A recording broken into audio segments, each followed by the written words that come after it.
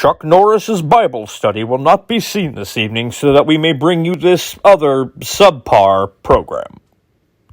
Hey, everybody. This week on the program, Matt Pryor, the front man from the Get Up Kids, the New Amsterdams, and so much more is my guest. We talk about everything from playing Midwest shows and coming up in that whole emo scene to all sorts of different things. I hope you enjoy, and don't forget to head over to UncleRon'sDrive-In.com where there's all sorts of content, all sorts of old episodes. I've been uploading classic episodes that haven't been on Spotify that you should probably check out, like Joe Bob Briggs or Darcy the Mail Girl, Conan Neutron from Conan Neutron and the Secret Friends, Dave Arcari, who is a Scottish bluesman, just all sorts of amazing conversations that you should be checking out. So head over to UncleRon'sDrive-In.com to check all of those out, and we'll be right back.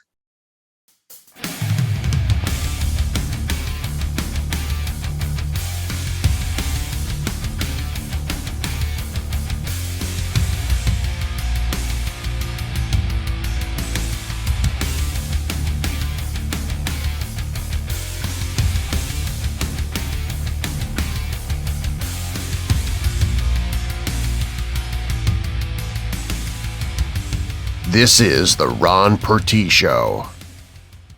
Got it. But yeah, no, I don't remember who you were on tour with. But you guys played the UW-Madison like student union.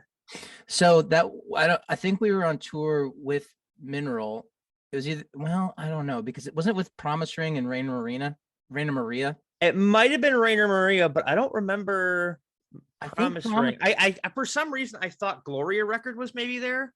Well, then it would have been Mineral, because that would have been pre-Gloria Record. Gloria Record didn't happen until after. No, this is like long after Something to Write Home About came out. Oh, well, then it would have been something else entirely. I thought there was one that was in the 90s that we played like outside. Oh no, this was inside, and it was really dark. It almost looked like a high school dance. Huh.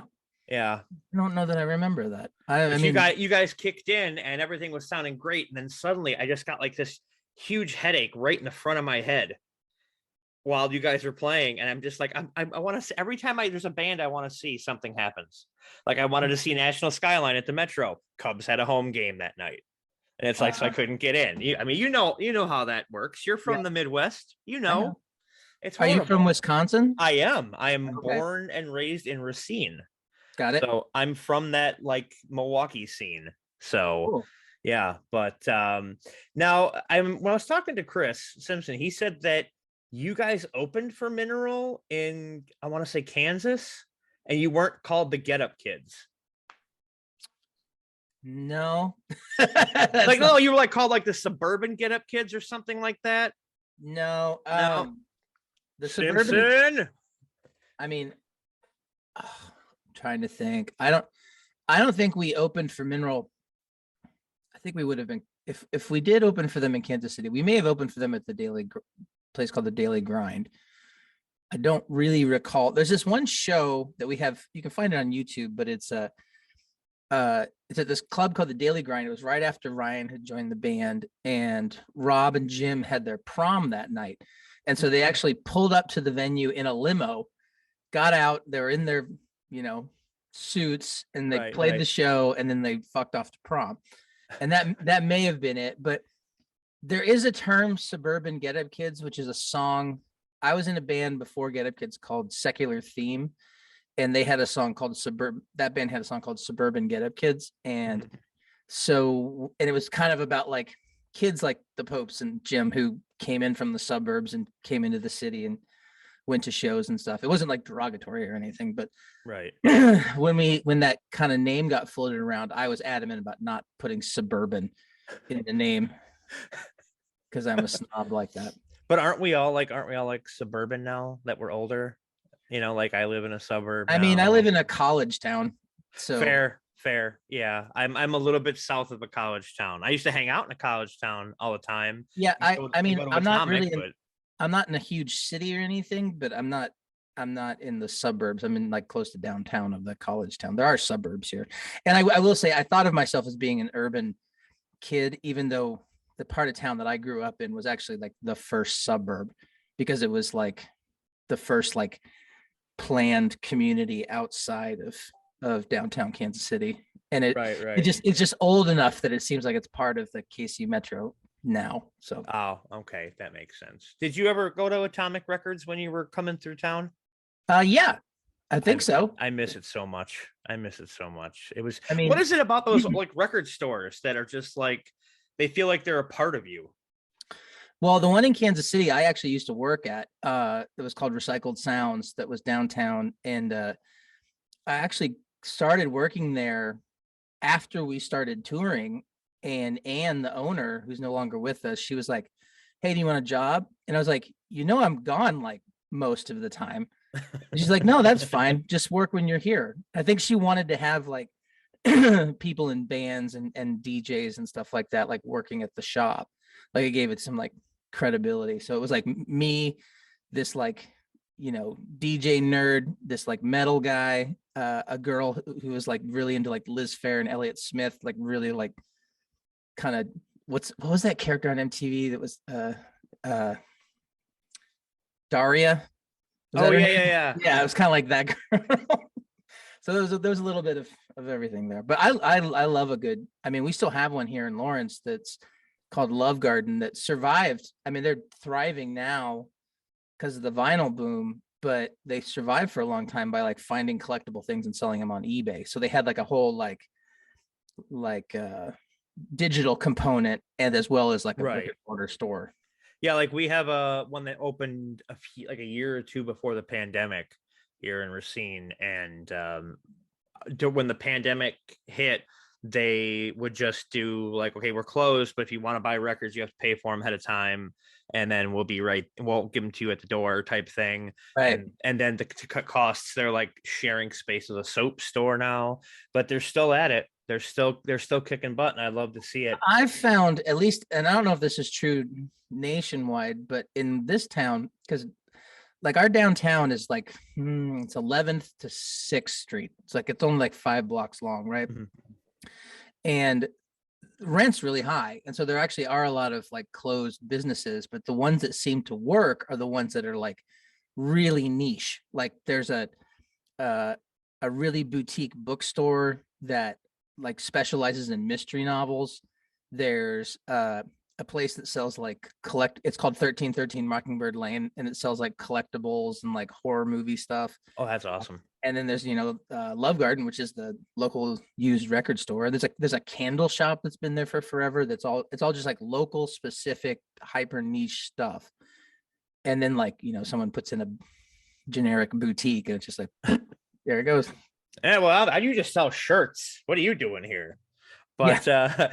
I got to tell you, something to write home about actually has the ability to change someone's life, and I've seen it with my own eyes. Changed mine. I used to work at I don't know if you're a video gameist. I'm not, but my kids are, so I know a lot of them. There was an old shop back in the day called Funko Land, and it was around the time when Something to Write Home About came out, and I was a big fan. Is there a documentary about that place? There might be. I don't know. I know it's GameStop now. So okay. Yeah, but so I worked at the Funko Land, and right down the little I guess the strip mall way was Big Apple Bagel, and then a CD warehouse, and they would sell used CDs and stuff like that. And the manager at the time would special order me stuff. Like I remember I'd special order like early Death Cab and stuff like that. And then he listened to you guys' record, and he was like mesmerized by it. And he was you could like almost see tears in his eyes listening to I'll Catch You. And this guy's like managing a dock and cover band. So it's like, it's weird to see. That sounds sick. Yeah. And I actually ran the door for them one right before the pandemic really hit. And I was like, if you're not going to play Dream Warriors, I just don't care. Right. But yeah. Wait, wasn't Dream Warriors, was that Dokken? Yeah, that was on the Nightmare on Elm Street 3 soundtrack. But then the one on 4 was the Vinnie Vincent Invasion.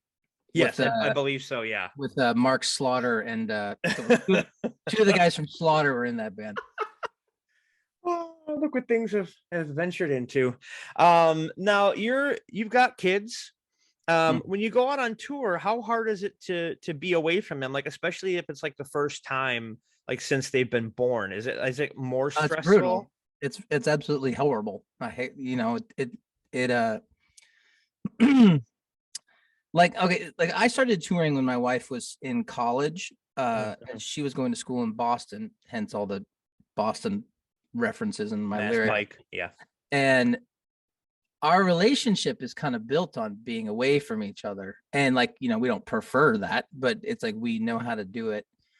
And but then as soon as my daughter was born, which will be 20 years ago in April, it threw me how difficult it was to leave. Like there was a tour bus parked in front of my house and I didn't want to leave my room. Like I was like so just incredibly like heartbroken to leave, because I left for tour, I think it's 5 weeks after she was born, because we had the tour booked. We were on like a work schedule, Right. And did I now correct me if I'm wrong, but I read somewhere that some stuff went down in Australia when you were on tour. Mm-hmm. Do you care to talk about that, or is that something that's like a raw No, nerve? Or it's fine. You can get more into it if you want to listen to the Vagrant podcast that we've been doing. But essentially, in a nutshell, I was getting ready to have a second kid. The band was trying to tour and like stay at it, and I was depressed and I was in a really dark place and I needed a break. And essentially, I asked the band if we could take a break, and they said, we either do it 100% or we don't do it at all. And I said, well, then I guess we don't do it at all. wow. And then I quit the band for 3 years. But you guys are back together now. It's or is it reunion stuff? Is it like, I mean, No, I mean, we got back together in 2009. So like we've actually been together now longer than we were in the first time before I quit the band. Because we've been together. Do you see things like are things like looked at differently with like a more mature eye?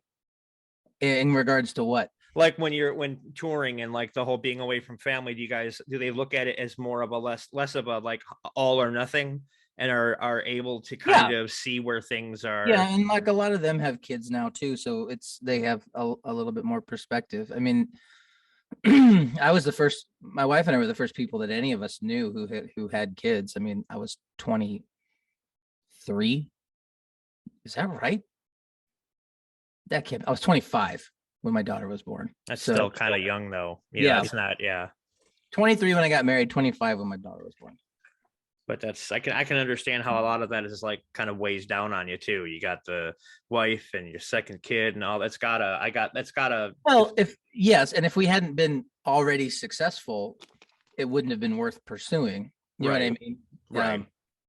But the fact of the matter is, at that time, that's when that tour that we went on right after she was born was the On a Wire tour, which was like basically cash as mixed reviews as On a Wire got. It was cashing in on all the hard work we had done on Something We're at Home About. Right. And so it was like the biggest shows that we ever headlined and the most money we ever made. And so it's kind of like, well, it doesn't make sense for me to stop being in a band. Like exactly. I don't have any other discernible skills. I'm just a high school graduate, like I don't have any experience or anything. I started touring literally as soon as I got out of high school. Well, I mean, it was a good thing, because I mean, here we are, and you've put out some music that has probably not just changed your life and Mike at the CD store's life either. So I mean, that's and despite what what critics may say about On a Wire, I think it's a fantastic record. I think I was at first I was kind of like, wow, this is different, and then I was like, oh, this is really, really good. What was the difference? Like what was going through your head when you started writing songs for On a Wire?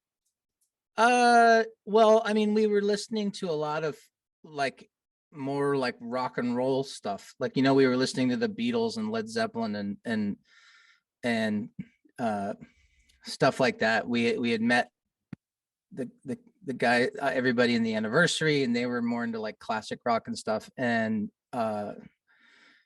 honestly, it also had gotten to a point where it was just kind of like we felt like we weren't being very creative. Like things would come up and it would be like, like, okay, we're gonna do a cover for a comp, It's like, all right, we'll put octave chords in the chorus and do the halftime at the end. And it's just kind of like, well, so when we went into Wire, it was like, everybody was writing, everybody submitted songs for that record.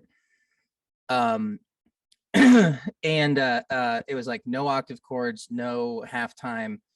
Don't be afraid to use acoustic guitars. Let's get some like Hammond B3 going in there.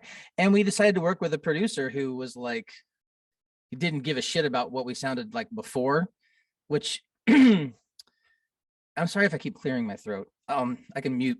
No, you're fine. You're fine. I like to keep this very real for people because, it's every time I talk to someone that I've looked up to for a while, I end up like, it's like, oh God, they never thought I'd be able to talk to these people. And then when I finally do, it's like, oh wait, they're just real people.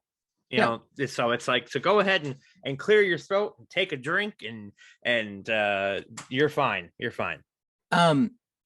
Well, we decided to work with a producer who didn't really give a shit about our previous work. And so from a, business perspective, that's not the best idea in the world, right. But it's what we wanted at the time. Did you, so you actively went like searched out somebody besides Ed? Well, we didn't make any records with Ed. We just did like EPs and like songs for compilations and stuff with that. And then we did a lot of the demos for On a Wire with Ed. But everybody thinks Ed did something right home about, but he didn't. You're getting all this credit, Ed. Oh, he's not in the game anymore, but he got a lot of work out of that. Well, hey, I take it where you can get it, I suppose. Yeah. That's the best way to look at it. Now, when you started doing New Amsterdam's, was that, I'm assuming that the songwriting for that project was way more personal than anything you brought to the Get Up Kids? No, it was just more, it was intentionally simpler. You know what I mean? Like it wasn't any less personal. But it was kind of like in those years of touring and playing with bands, and then hearing, like, I kind of just got sick of our scene to a certain degree, and not like sick, like I hate it, just like kind of like, okay, I need to clean out my ears, kind of. And our sound guy at the time got me really into a lot of like alt country kind of stuff, and introduced me to like, well, we were already listening to Wilco, but like introduced me to like stuff like the Jayhawks and Steve Earle and Townes Van Zandt, and like more like singer-songwriter kind of stuff. And I was really just taken aback by it because it was so lyric driven. You know what I mean? Like it was less about like how loud can you be, and if anything, it was about being like how quiet can you be and still be like really powerful. And so that's what I was trying to accomplish. And also I write a lot, and so I always have. And I really wanted to see if I could prove to myself that I could make a record on my own, like without, I wanted to see if I could do it without not just this band, but like any band. You know what I mean? Right. No, I totally get that. It's something that it's like something you had to prove to yourself. Yeah. To anybody and else. Also I was listening to like a lot of really different stuff, and so that I think you hear that on a Wire too, where like the kind of like more acoustic and lyric driven stuff, like the kind of like grooves and guitar stuff is like really more the guys, and like what, like kind of the more classic rock stuff that they were listening to. But like things like Overdue is supposed to be a New Amsterdam song, which if you listen to it, you can kind of go like, well, I could see that, Right. But, so, I mean, you can hear that in that record as well. I know Grunge Pig ended up on a lot of my mixes at that time. Really? Yeah. That's such a stupid name for a song. It's something our booking agent called it. And he was like, why did he call it that? I don't know. He said it sounded like Neil Young. And he's like, call it Grunge Pig. And I was like, I can't think of a better name. So it was always just like on the track listings, because, you name songs like stupid shit until you figure out what you're going to actually title them. So like Like there's a song on our last record, Problems, that's called Fair Weather Friend. And for the longest time we were just calling it Chapel Hill because we thought it sounded like, super chunk Archers of the Loaf, like 90s nostalgia kind of stuff. Right. But we're like, we can't actually call the song Chapel Hill and have a big Jay Mascis style guitar solo in it. Like that would just be too obvious. Yeah, way too on the nose, I think. Just way too on the nose. Are you I just got to ask, are you drinking out of a mason jar? Yeah. See, you're the second person today I've seen drinking out of a mason jar. It's actually a ball jar, but but it's a jar nonetheless. yeah. Yeah, because at the old day job, one of the higher ups, whenever we have a Zoom meeting, he's always drinking out of a jar. And I thought that was like, I think it's inherently a Midwest thing, isn't it? Well, it's really practical because I do a lot of canning in the summer, and because I grow a lot of vegetables and stuff. And then I used to drink wine out of like nice wine glasses. And then we got this dog that had this old hound dog that had this massive tail, and she would just knock every wine glass over and just break them and spill them. And then we're just like, okay, we'll just drink out of sturdier stuff. Whatever works, right? Whatever keeps the wine in the glass. Now you're the first. I gotta ask this because I've been asking a lot of people this lately who were in the scene. What are your thoughts on? I'm not saying it you are, but what are your thoughts on being kind of lumped into the emo scene and having that term used about you?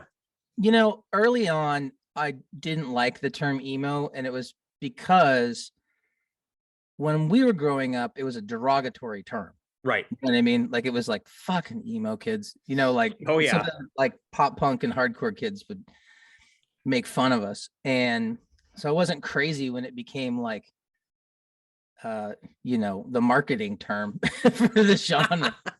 But, and also there's this really great podcast called Hit Parade.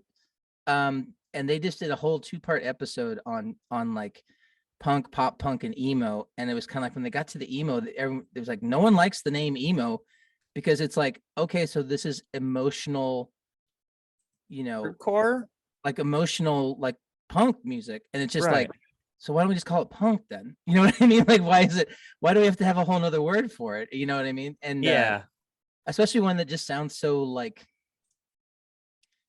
I don't know. You just got real blurry. Did I? You just give yourself a filter? No, I don't think so. Oh, wait, hold on. There you go. There we go. Yeah, you gotta. Sometimes you just gotta give it a really pasty balance. Okay. Yeah. At some point down the line, I just kind of accepted it. You know what I mean? And then I like it a little better when we get called second wave emo, which seems to be the good one. Like it's just kind of like, which, and then I really kind of accepted it, and I was almost like proud of it when like I started meeting other bands like Into It Over It and Modern Baseball and Pup, who were just like younger, who were fans and were doing something in a similar genre, and they were getting called emo, and I was like, well, these bands are actually really fucking good. And like I mean, there's some good stuff in that kind of third wave, but it seemed to just get kind of like, I don't know, corporate a little bit. For me, the way I look at it is with the current crop of emo, if people could see, I'm making the air quotes.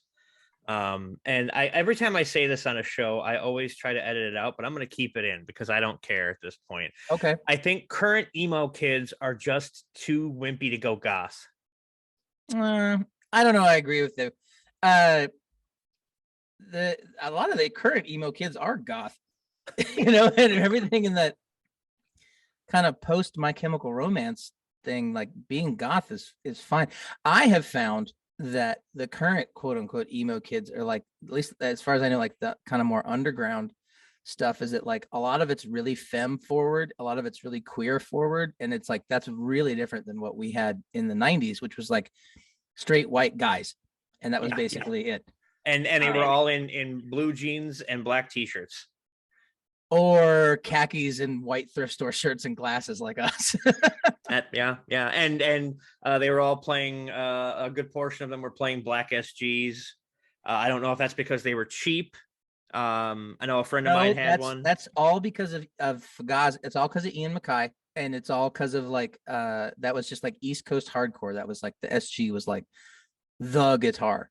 And so I remember very, very specifically in 1998, desperately hunting down a Telecaster, and they could not find a Telecaster anywhere but Texas. It was the only place. Austin. I bought my first Telecaster in Austin because it was the only place I could find it. Makes and sense. it's like I don't want to play.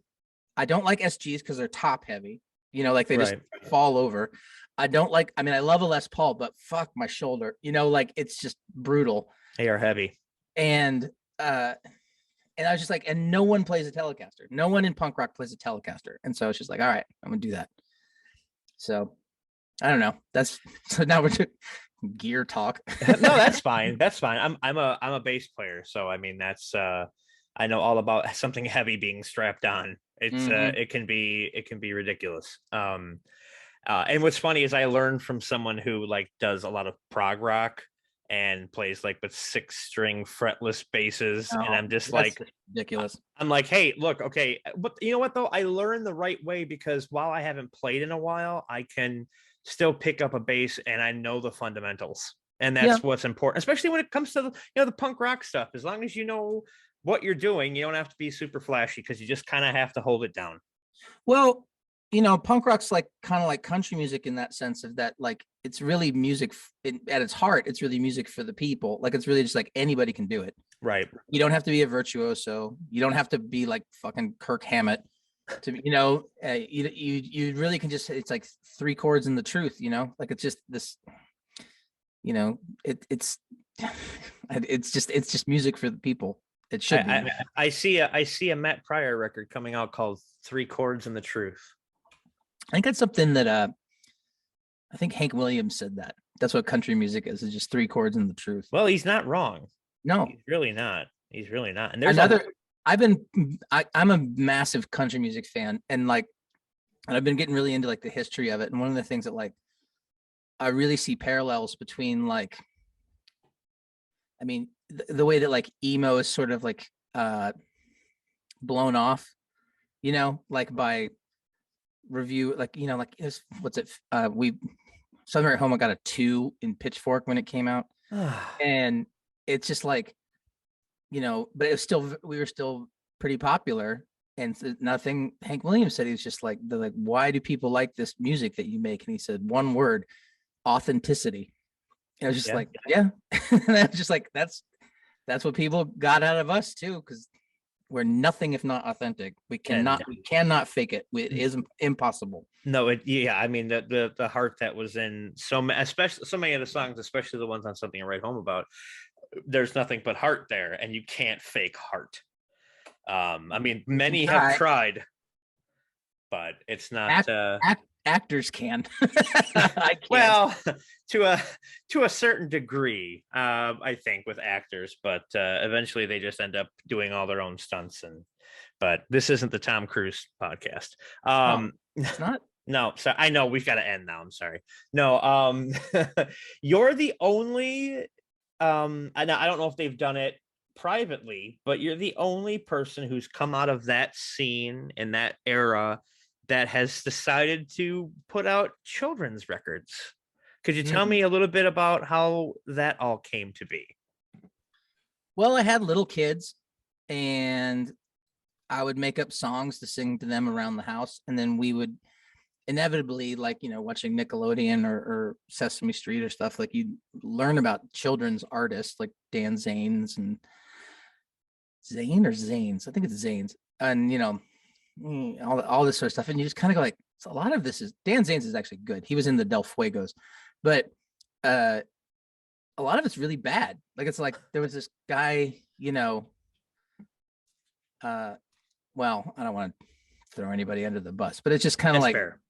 I was just like, well, I've been writing these little stupid songs anyway. Like, let's see if we can write a cool kids record. And it was the first thing I put out after the Get Up Kids broke up. So I liked it as like a buffer, just that's quite like, the buffer. No one's going to be like, it's not as good as a Get Up Kids record, like. Well, I mean, yeah, you really can't. Nobody can compare it at that point, And it got really well received. It made a bunch of like best of lists and stuff. And I ended up taking a meeting with Nickelodeon, and they're like, "Do you have any ideas for a show?" And I'm like, "No." I was oh, wow. I was like, "Do you have any ideas for a show you need music for? Because I could do that." Like, what comes to you first? You say you write a lot. Is it the lyrics or the music? it depends, like what the project is, like when I do songs for myself, I just kind of like dick around on guitar or piano and kind of hum a melody and then sing it into my phone. And then when it's time to start working on a record, I go back through those and like pick out stuff that I like and then flesh them out and then bring them to whoever I'm working with, whether it's Get Up Kids or another band or whatever, or just me.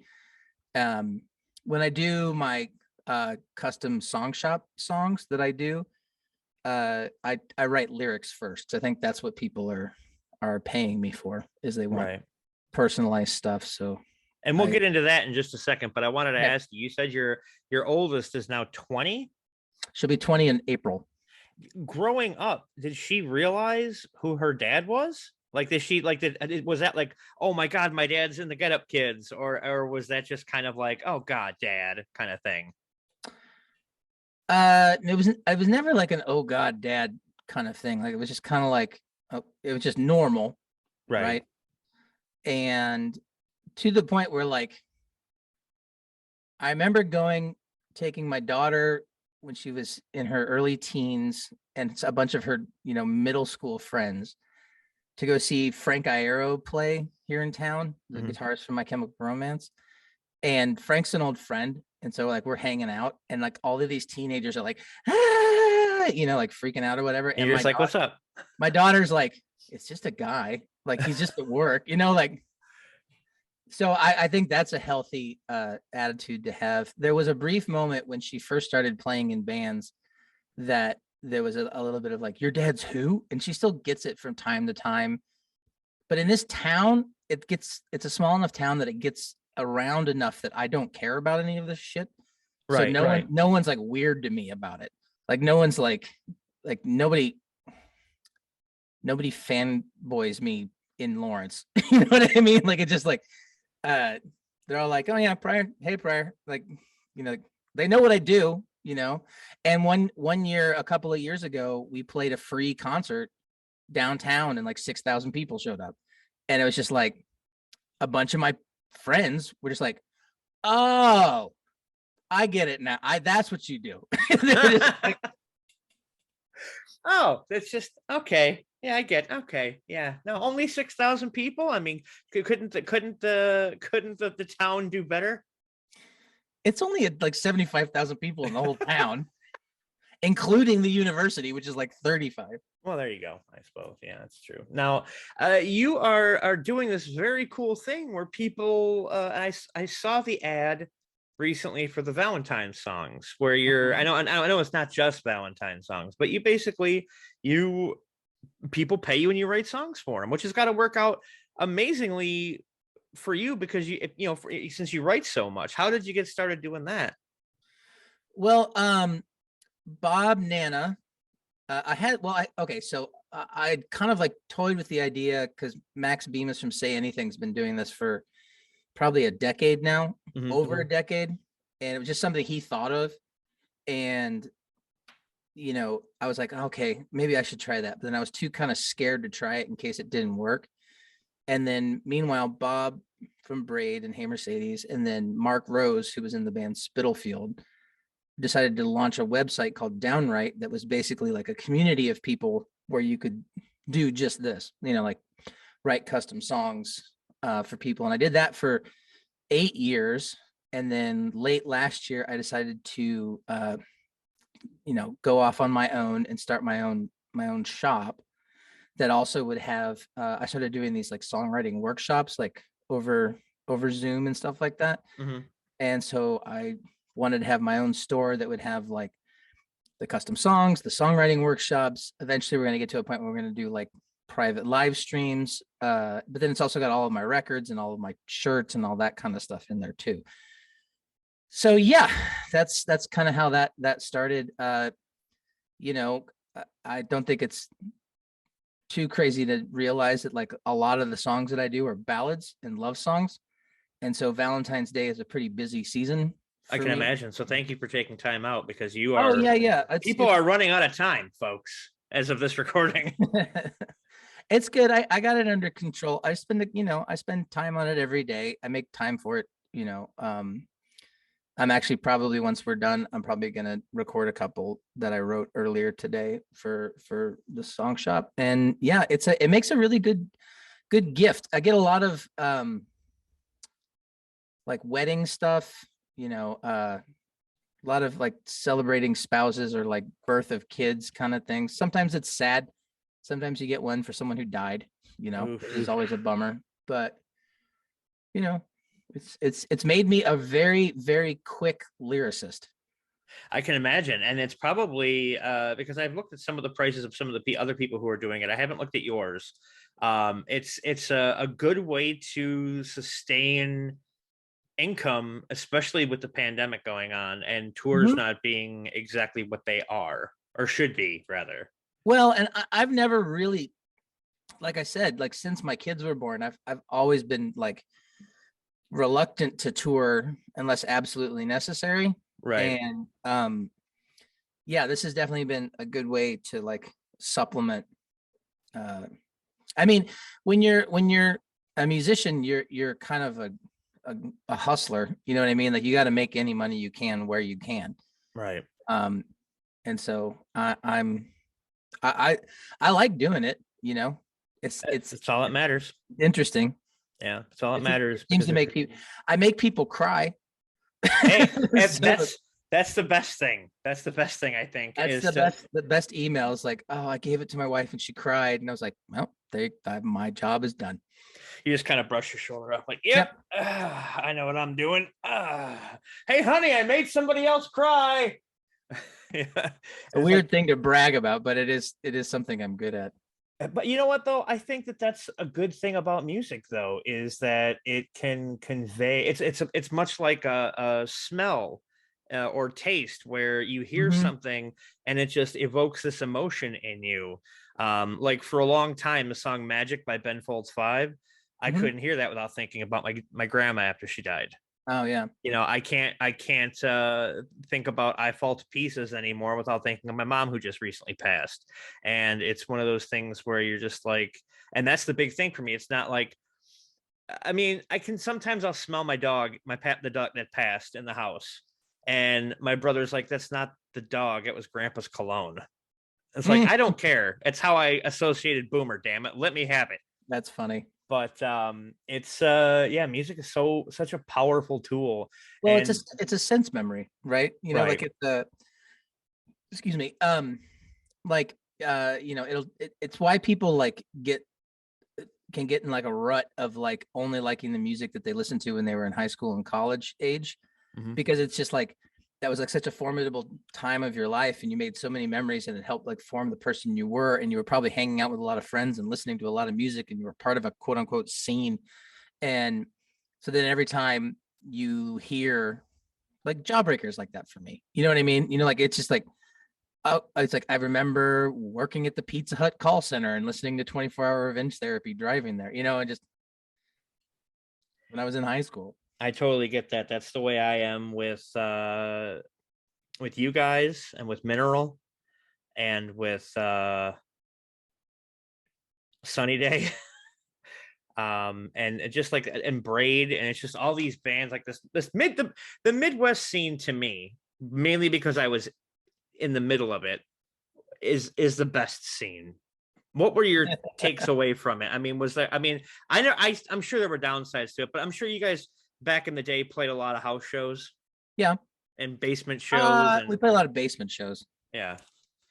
Because that was a weird thing, including the legendary Slant House in Madison, Wisconsin. Oh, really? Mm-hmm. How was that experience? It was a house show, but we played there. I mean, the first time that we made it up to Chicago, we also played at the Slant House with Mineral and the Promise Ring, and that was kind of the first time we met the Promise Ring. I think it was also maybe the first time we met Mineral, but we had already started booking the tour we were going to go on with them in the fall that same year. But yeah, it was just a house. It had steep stairs and into the basement, and we carried an Ampeg 810 down those fucking down and Oh up my those stairs. God. And Marshall half stacks. You know, I never made it to the Slant House. I made it to the Bremen House in Milwaukee. That was about as far north as I got. we never did a house show in Milwaukee. By the time we got to Milwaukee, we had graduated the club. The places with stages. Oh yeah. What are these fancy things that people are below us on? Yeah. Did you ever play the Globe East? It sounds familiar. I think so. I've only played Milwaukee a handful of times. I've actually played Madison more times than I've played Milwaukee.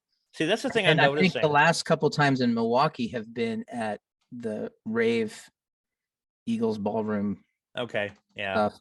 Yeah. Oh yeah. Yeah. Yeah. Just where we were with Dashboard right before COVID hit in February.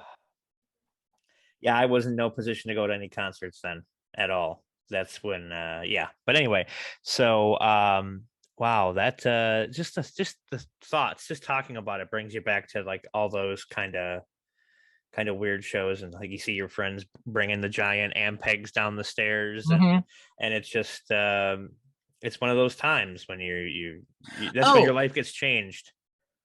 I remember what you were asking about the Midwest scene. Yes. And I had a thought that I didn't say yet because you were asking about house shows, but then I was thinking, like, you know, one of the things that's interesting about, you know, kind of like the bands from this area is I don't think a lot of us were like rooted in hardcore, like in the way that, like, you know, the East Coast, like Texas is the reason, comes from kind of the quicksand and helmet tradition, but you know what I mean? Like, and Midwestern bands were kind of more either influenced by like kind of more like classic rock or indie rock. Like we were more into like Archers of Loaf than anything. Yeah, I hear you. Just like, and Superchunk and stuff like that. And so I think that's something, because then you get into that, like, you know, up in the Northwest, they had a pretty ripping hardcore scene, and then you get into that kind of like Revelation, you know, records, you know, Southern California kind of thing, and then you get into like the pop punk thing in Southern California, and it's just like we're not that either. You know what I mean? Like, but I don't know, it's just kind of interesting. Like we're just like, you know, I mean, at least from being from Kansas City, it's like there's like one of every, at the time there was like one of every band. There weren't multiple bands that sounded similar, but we all played shows together. So it would be like us, a pop punk, you know, an Epitaph style pop punk band, a Lookout Record style pop punk band, a ska band, a hardcore band, you know what I mean? And it was just like, and we were all just friends because all we had was each other. You know, it was just like, yeah. I mean, and I also know what I love about the Midwest scene is that at the time it was much like the scene you're just talking about, because Braid's nothing like Get Up Kids, Promise Ring is nothing like Braid and Get Up Kids, you know, and you go on and on and on, and then you've got like bands like Managra or Acarso and stuff like that, and they're not anything like each other, and that's what I loved about going up to Milwaukee and just well, and it's a different product. shows. It's a product of not having anywhere else to go, because we didn't fit into any of the other like really sort of rigid categories. You know what I mean?